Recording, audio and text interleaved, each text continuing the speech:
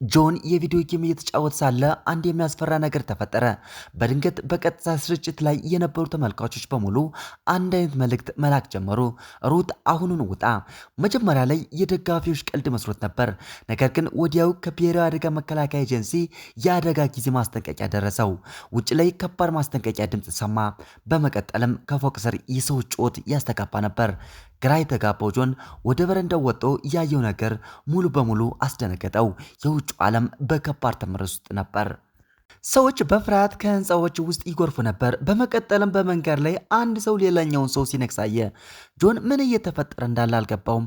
በዚህ ጊዜ አንድ ሴት ልጇን ለማዳን የኩሽና ቢላዋ ይዛ ሮጠች። ነገር ግን እንደተጠጋቻት የገዛ ልጇ እንደ አውሬ ዘላ ተጠመጠመችባትና መንከስ ጀመረች።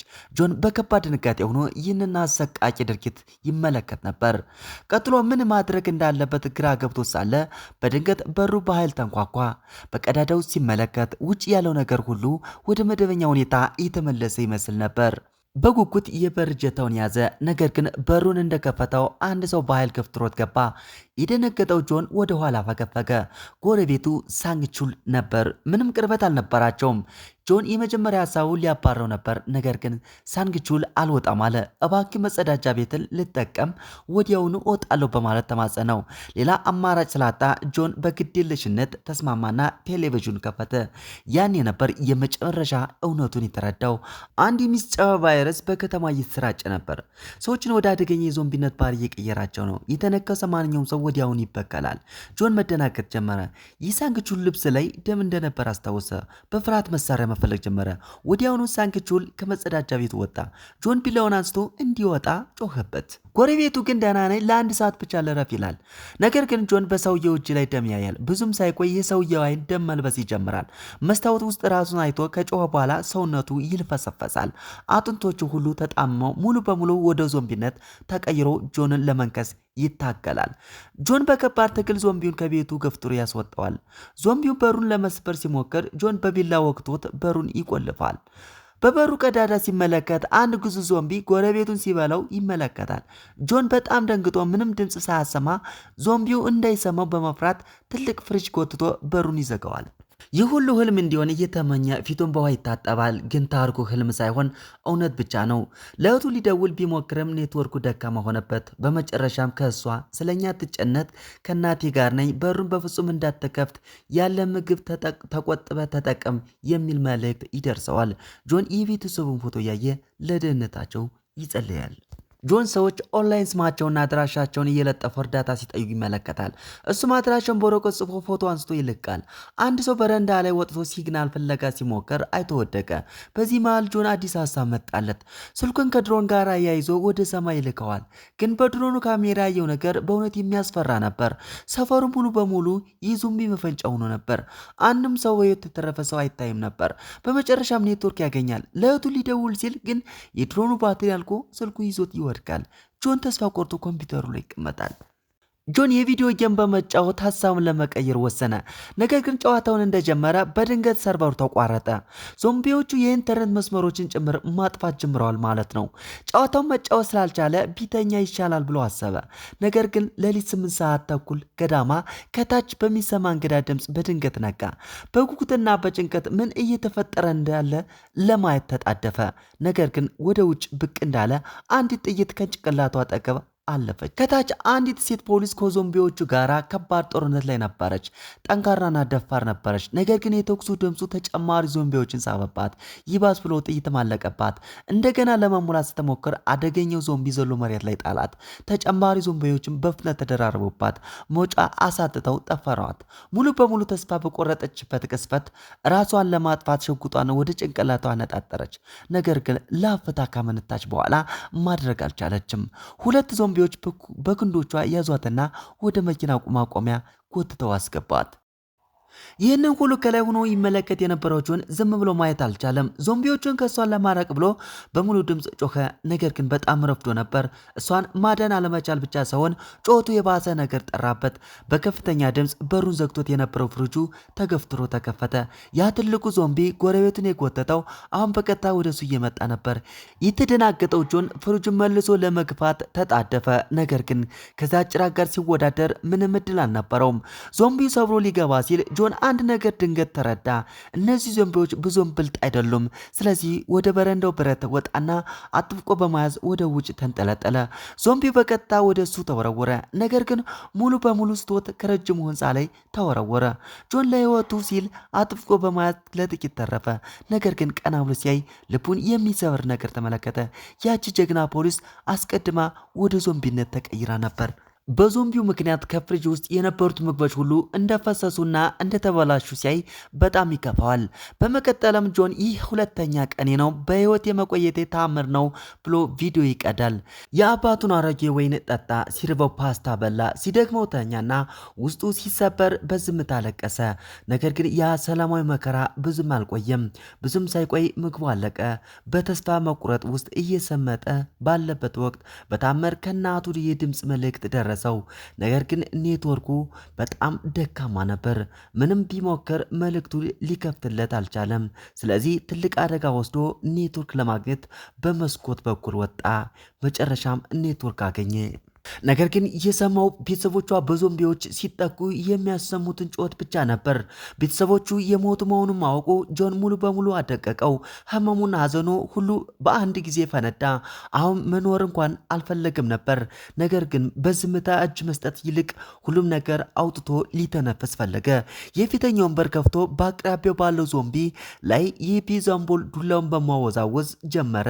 ተጨማሪ ዞምቢዎችን ለመሳብ ሆን ብሎ ጫጫታ ፈጠረ። ምንም ምላሽ ሲያጣ ወደ ውጭ ወጣ። ነገር ግን እንደወጣ እጅግ ብዙ የሆኑ ዞምቢዎች ጎረፉ፣ ወደሱ እየተንደረደሩ መጡ። ለመሞቱ ዝግጁ ነኝ ብሎ አስቦ የነበረው ጆን በእውነት ፈራ፣ እንደ እብድ ሮጠ። ነገር ግን በሌላኛው በኩል በዞምቢዎች ተሞልቶ ነበር። በፍጥነት አሳንሰሩን ቆልፎ ተጫነ። ነገር ግን በሚቀጥለው ሰከንድ ግዙፍ ዞምቢ መንጋ እየጎረፈ ገባ። ጆን አጋጣሚውን በመጠቀም ወደ ክፍሉ ገባና በሩን በኃይል ዘጋው። ዞምቢዎቹ ወዲያውኑ ወደ ድምፁ ተሳቡ። በሚገርም ሁኔታ አንዳንዶቹ አሁንም ከሰውነታቸው ጊዜ የሚያስታውሱት ጥቂት ትዝታ ነበራቸውና በሩን ለመክፈት ሞክረዋል። እንደ ድል ሆኖ ከጥቂት ጊዜ በኋላ ተስፋ ቆርጠው ሄዱ። በዛች ሌሊት ዞምቢዎቹ ላይ ብስጭቱን ከተወጣ በኋላ ጆኒ የመጨረሻውን ቪዲዮ ቀረጸ። ለዓለም ስንብት ለማድረግ ዝግጁ ነበር። ራሱን ሊያጠፋ የመጨረሻው እስትንፋስ ሊስብ ሲል በድንገት በመስኮቱ በኩል ቀይ መብራት አበራ። ከመንገዱ ማዶ ካለው ህንፃ የመጣ ነበር። በዛች ቅስፈት ጆን በህይወት የተረፈው እሱ ብቻ እንዳልሆነ ተረዳ። ያሰረውን ገመድ ለመፍታት ታገለ። ከዚያም በፍጥነት ወደ ቀዩ መብራት አቅጣጫ ተመለከተ። ለሱ በሚገርም ሁኔታ አንዲት ወጣትና ቆንጆ ሴት ከመንገዱ ማዶ ቁማ ነበር። በንቀት እያየችው ጣቷን ጠቆመችና ሞኝ አለችው። ነገር ግን ጆን ከማናደድ ይልቅ እንግዳ የሆነች የደስታ ስሜት ተሰማው። በደስታ እጁን ከማወዛወዝ ወደ ኋላ አላለም። ልጅቷ ነገ በአንድ ሰዓት ላይ እንደሚያወሩ በእጅ ምልክት ነገረችው። ከዚያም ሁለቱም ወደ ክፍላቸው ተመለሱ። ልክ እንደ ጆን ሁሉ ልጅቷም ከቫይረሱ ወረርሽኝ ጀምሮ ብቻዋን ትኖር ነበር። ነገር ግን በህይወት የቆየችው ብቃቷ ከሱ የተሻለ ነበር። ምግቧን በጥብቅ ትቆጥብ ነበር። እናም ወደ አፓርታማ የሚገቡ ዞምቢዎችን ለማጥቃት በቤቷ ውስጥ ወጥመዶችን አዘጋጅታ ነበር። በማግስቱ ስማቸውን ተዋወቁ። የልጅቷ ስም ኪም ነበር። በዛች ቀን ሙሉ ቀን ያለ ምግብ አሳልፎ ነበር። ሆዱ ህመም ተያዘ። ኪም ሁኔታውን አይታ የሚበላ ነገር ልትልክለት ወሰነች። እቅዷ ገመድ ከቤዝቦል ኳስ ጋር አስራ በመወርወር ሁለቱ ህንፃዎችን ማገናኘት ነበር። ነገር ግን ርቀቱን በሚገባ አልገመተችም፣ አልደረሰላትም። እንደ ድል ሆኖ ጆን ምን ለማድረግ እየሞከረች እንደሆነ ተረድቶ ድሮን በመጠቀም ገመዱን ወደ እሷ አበረረላት። እቅዷም ተሳካ። ብዙም ሳይቆይ ጆን የኪም ምግብ እሽግ ተቀበለ። በመጨረሻም ጥሩ ምግብ በላ። ነገር ግን ወዲያው ያልተጠበቀ ነገር ተፈጠረ። ወደ ዞምቢነት የተቀየረ አንድ የእሳት አደጋ ሰራተኛ ከገመዱ ጋር የታሰረውን የቤዝቦል ኳስ አየው። ጆን ወዲያውኑ ለኪም ማስጠንቀቂያ ሰጣት። ገመዱን ለመፍታት ስትጣደፍ ዞምቢው ገመዱን በኃይል ጎተተው። ይህም ጠረጴዛው ኪም ላይ እንዲላተም አደረገ። ራሷን እንድትስት አደረጋት። ይባስ ብሎ ደግሞ የዞምቢው በህይወት በነበረበት ጊዜ የነበረው ክሎት አሁንም ነበረው። ህንፃው መውጣት ጀመረ። ጆን ጠርሙስ አንስቶ ዞምቢውን ሀሳብ ለማስቀየር ወረወረበት። ነገር ግን ዞምቢው ምንም ግድ አልሰጠውም። ወደ ኪም አፓርተማ እየተጠጋ ሲመጣ ጆን ዞምቢውን ለመረበሽ ድሮን አበረረ። መጀመሪያ ላይ ሰርቶ ነበር። ነገር ግን ዞምቢው ብዙም ሳይቆይ ድሮንም መትቶ ጣለው። ዞምቢው ወደ ኪም ክፍል ሊገባ ሲል እንደ ድል ሆኖ በጊዜ ነቃች። በዛም ምሽት ከባድ ዝናብ መዝነብ ጀመረ። ሁለቱም ውሃ ለመሰብሰብ ጉድጓድ ሳህኖችንና ማሰሮዎችን ለማያዝ ተጣደፉ። ከዛም ኪም መነጽር አውጥታ አንድ አስገራሚ ነገር አየች። በቅርብ የሚገኝ ሌላ ህንፃ ላይ ያለው 8ኛው ፎቅ ሙሉ በሙሉ ከዞምቢዎች ነፃ ይመስል ነበር። ጊዜው ቀስ እያለ ሲያል የምግብ አቅርቦታቸው በአደገኛ ሁኔታ እያሽቆለቆለ በህይወት የመቆየት ከፈለጉ ወጥተው ተጨማሪ ምግብ ከመፈለግ ውጭ ሌላ አማራጭ አልነበራቸውም። በዛች ሌሊት ጆን ምንም ድምፅ እንዳያሰማ እግሮቹን በፎጣ ጠቀለለ። የቤንዝ አምፖል ዱላውን ይዞ ከበሩ ወጣ። በኮሪደሩ ውስጥ የሞተው ጎረቤቱ አካል ላይ ቁልፎችን አገኘ። ቁልፎችን ተጠቅሞ አጠገቡ ወዳለው አፓርታማ ገባ። ውስጥ ሲገባ አንድ ሰው መሬት ላይ ተኝቶ አየ። ጫማ ወረወረበት። ምንም ምላሽ አላሳየም። ፎይ ብሎ ቦታውን መፈተሽ ጀመረ። ፍርቹን ሲከፍተው መጥፎ ሽታ አፍንጫው ላይ መታው። ነገር ግን እንደ እድል ሆኖ አሁንም የታሸጉ ምግቦችና መጠጦች ነበሩ። እቃዎችን ጠቅልሎ መፈለጉ ቀጠለ። አስከሬኑ ባለበት ክፍል ውስጥ ተጨማሪ የታሸጉ ምግቦችና 2 የእጅ ሬዲዮ አገኘ። ሊወጣ ሲል ጆን አስከሬኑ በቅርበት ለመመልከት የጅል ውሳኔ ወሰነ። በድንገት አንድ ዞምቢ ከኋላው ዘለለበት። አስከሬኑን ይዞ ጥቃቱን ለመከላከል እንደ ጋሻ ተጠቀመበት። ከዚያም በኮሪደሩ ላይ ሮጦ አምልጦ እስከ ቤቱ ድረስ በመሮጥ በሩን በኃይል ዘጋው። በዛች ምሽት ከብዙ ቀናት በኋላ በጣም የሚያረካ ምግብ በላ። ከበላ በኋላ ግማሹን ምግብ እና አንዱን የእጅ ሬዲዮ በሳጥን ውስጥ አድርጎ በህንፃዎቻቸው መካከል ባለው ገመድ በመጠቀም ለኪም ላከላት። በኩል ድምፅ ሰማ። ስለ ምግቡ እያመሰገነችው የነበረች ኪም ነበረች። የሌላ ሰውን ድምፅ እንደገና መስማት ጆን ስሜታዊ አደረገው። ከዚያን ጊዜ ጀምሮ በየቀኑ በሬዲዮ ያወሩ ነበር። ጓደኝነታቸውን በዚህ ሁኔታ ውስጥ ለመቀጠል ጥንካሬ ሰጣቸው። ነገር ግን በዛን ቀን እያወሩ ሳሉ በድንገት የዝናብ የሚመስል ድምፅ ሰሙ። ጆን ውሃ ለመሰብሰብ ወደ መስኮቱ ተጠደፈ። ነገር ግን ሲከፍተው ደነዘዘ። ዝናብ አልነበረም። የዞምቢዎቹ የእግር ኮቴ ድምፅ ነበር። በሆነ ምክንያት ሁሉም ዞምቢዎች አብደው ህንፃዎችን እየወረሩ ነበር። ሁለቱም ምንም አይነት ድምፅ ላለማሰማት ፈርተው ወዲያውኑ መሬት ላይ ተዘረሩ። ኪም መጥረቢያዋን ለማንሳት ስትዘረጋ ሳታስበው መደርደሪያዎቹን ጣለቻቸው። ጫጫታው የዞምቢዎቹን ትኩረት ሳበው። ወደ ኪም በአፓርታማ መጠጋት ጀመሩ። ኮቴያቸው ድምፁ እየቀረበ ሲመጣ ሰማችና መደናገጥ ጀመረች። ከዛም ጆን የአፓርታማውን ቁጥር ጠየቃት። ዞምቢዎቹ በሯ ጋር እንደደረሱ በአጎራባች ፓርታማ ውስጥ ስልክ መጮህ ጀመረ። ዞምቢዎቹ ዘወር ብለው ድምፁን ተከተሉ። ለካስ ጆን ትኩረታቸውን ለመሳብ ወደ ጎረቤቱ ስልክ ደውሎ ነበር። የፈጣን አስተሳሰቡ የኪም ሕይወት አዳናት። አሁን በፎቃቸው ላይ ያሉ ዞምቢዎች በቁጥጥር ውጭ እየሆኑ ነበር እና ምግባቸውን በፍጥነት እያለቀ ነበር። እዚህ መቆየት በጣም አደገኛ ነበር። ለዚህ ኪም ቀደም ብላ ወዳየችው ምንም ዞምቢ ወደሌለበት ፎቅ ለመሄድ ወሰኑ። ቁሳቁሳቸውን በሙሉ ማሸግ ጀመሩ። ከዛም ኪም በፍጥነት ገመዱን አሰረች። ጆን እሱ ቀድሞ እንዲሄድ ሲነግራት ኪም ምንም ሳታመናንታ በድፍረት ዘለለች። እንዳረፈች ዞምቢዎቹ ከየአቅጣጫው ተሰባሰቡ። መንጋውን እየተዋጋች አለፈች። ጆን ከላይ ሆኖ በድንጋጤ ይመለከታት ነበር። ኪም ፖሊስ የጣለውን ሽጉጥ ልታነሳ ስትል አንደኛው ዞምቢ መሬት ላይ ጣላት። በዛ ወሳኝ ሰዓት ጆን በትክክለኛው ሲደረሰ ዞምቢውን ጥሎ ወደ ደረጃው ውስጥ ተጎተታት። አዲስ ህንፃን ውስጥ እንደገቡ የመስታወቱን በሩ በፍጥነት ዘጉት። በሩ ከመሰበሩ ፊት ወደ ሊፍቱ መግባት ቻሉ። 8ኛው ፎቅ ቀደም ብለው አጥንተው ውስጥ ስለነበር እንደተጠቀሙ ጸጥታ ይሰፈነበት ነበር። ደህንነቱ የተጠበቀ ክፍል ለማግኘት ከበር ወደ በር መሄድ ጀመሩ። ነገር ግን በድንገት አንድ ብቸኛ ዞምቢ በኮሪደሩ ላይ ታየ። አንድ ብቻ መሆኑን አይተው ጆን ለማጥቀት ተዘጋጀ። ነገር ግን ወዲያውኑ ትልቅ መንጋ ከየደረጃው እየተንደረደረ መጣ። ሙሉ የአደጋ ጊዜ ሆነ። ኪም ተጨማሪ በሮችን ለመክፈት ስትሮጥ ጆን እየመጡ ያሉትን ዞምቢዎች ለመዝጋት እንደ ብረት ነጥቆ አወጣ። ያኔ አንድ በር በድንገት ተከፈተ። በመቀጠል የጭስ ቦምብ በኮሪደሩ ላይ ተወረወረ። አንድ ሚስጥራዊ ሰው ታየ እና ጆንንም ወደ ክፍሉ ጎተተው። ለአሁኑ ደህና ነበሩ። ነገር ግን ኪም ነቅታ ነበር፣ ምክንያቱም ይህ ፎቅ ባዶ መሆን እንደነበረበት በግልጽ ታስታውሳለች። ሰውየው ለእያንዳንዳቸው አንዳንድ ብርጭቆ ቀዳላቸው። ሰውየው ማመንታታቸውን አይቶ እንደተረዳቸው ተናገረ።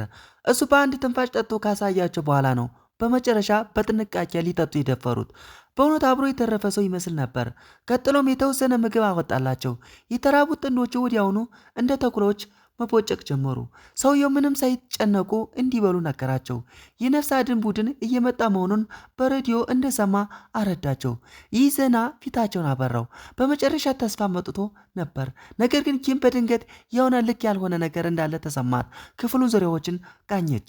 እናም ከቤተሰብ ፎቶዎች ውስጥ አንዳቸውን ከፊታቸው ካለው ሰው ጋር እንደማይመሳሰሉ አስተዋለች። ልትጠይቀው ስትል ጆን አጠገቧ ወደቀ፣ ተዘረረ። ከጥቂት ጊዜ በኋላ የራሷም እይታ ደበዘዘ። እናም እሷም ራሷን ስታወደቀች። ሰውየው ምንም ጊዜ አላጠፋም። ኪምን ወደ ጓዳ ክፍል ጎተታት። ኪም ስትነቃ ከፊቷ አንድ የታሰረች ሴት ዞምቢ አይታ በድንጋጤ ከዋለች። ሰውየው ሚስት ነበረች፣ በጣም ይወዳት ነበር እና ወደ ዞምቢነት ከተቀየረች በኋላ እንኳን ሊተዋት አልፈለገም። ስትራብ ማየት አልቻለም። ከጥፋት የተረፉ ሰዎችን እያታለለ በማምጣት ይመግባት ነበር። እዚህ ይኖሩ የነበሩት ቤተሰቦቹ በሙሉ የእሷ ምግብ ሆነው ነበረ። ከክፍሉ ውጭ ሰውየው ሚስቱን የያዘውን ገመድ ቀስ ብሎ አላለው። ኪም ጮኸችና በፍርሃት ወደ ኋላ አፎቀቀች። ወዲያኑ ጆን ነቃና በድንጋጤ ሽጉጡን በሰውየው ላይ ያነጣጠረ። ነገር ግን ሰውየው አይኑን እያየው በእርጋታ ገመዱን ለቀቀው። ጆን ጫፉን ለመያዝ እየሞከረ ወደፊት ዘለለ። ነገር ግን ዞምቢዋ ጥንካሬ በጣም ብዙ ነበር። ገመዱ አፈተለከና መለጠው። ጆን ወደ በሩ ሲጠደፍ ተቆልፎ አገኘው። ከክፍሉ ውስጥ ዘግናኝ ጩኸት አስተጋባ። ከዛም ዝምታ ሰፈነ። ዞምቢዋ መጓን ጨረሸሽ እንዴ? ሰውየው ቀስ ብሎ በሩን ሲከፍት ዞምቢዋ ዘላ አንገቱን ነከሰችው። ለካስ ኪም የዞምቢዋን ጭንቅላት በትራስ ሸፍና ማምለጥ ችላ ነበር። ሰውየው አሁን ዞምቢ ሚስቱን ለማጽናናት ሲሞክር የተመለከተችው ኪም መቋቋም አቃታት። መከራቸውን ለማሳጠር ምላጩ ስባ ተኮሰችባቸው። ነገር ግን የተኩሱ ድምፁ የዞምቢዎችን ጎርፍ ወደ ህንፃው ሳበው። ሞት አይቀሬ መሆኑን የተረዱት ኪምና ጆን መራራነት ፈገግታ ተለዋወጡ። ሁሉም ነገር ለመጨረስ ራሳቸውን ለማጥፋት ሽጉጣቸውን አነሱ።